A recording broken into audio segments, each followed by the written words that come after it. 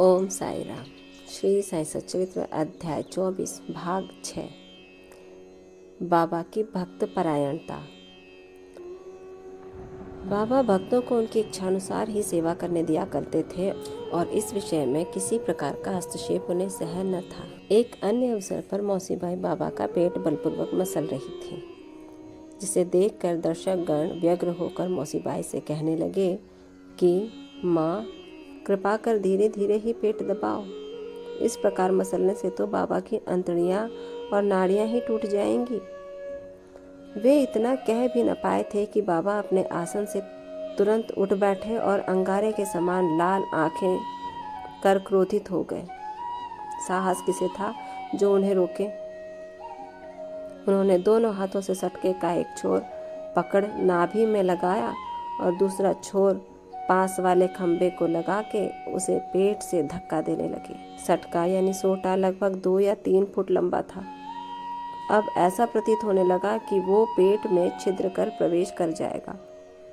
लोग भयभीत हो उठे कि अब पेट फटने ही वाला है।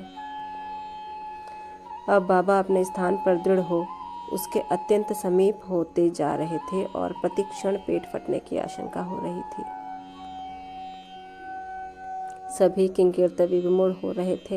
वे आश्चर्यचकित और भयभीत हो ऐसे खड़े थे मानो गूंगों का समुदाय हो। यथार्थ में भक्तगण का संकेत मौसी बाई को केवल इतना ही था कि वे सहज रीति से सेवा शुश्रूषा करें। किसी की इच्छा बाबा को कष्ट पहुंचाने की न थी। भक्तों ने तो यह कार्य केवल सद्भावना से प्रेरित होकर ही किया था, परंतु बाबा तो अपने कार्य में किसी का हस्तक्षेप कण मात्र भी न और कष्टों से दूर रखे। ओम साई राम। भक्तों को आश्चर्य हो रहा था कि शुभ भावना से प्रेरित कार्य दुर्गति में परिणत हो गया और वे केवल दर्शक बने रहने के अतिरिक्त कर ही क्या सकते थे।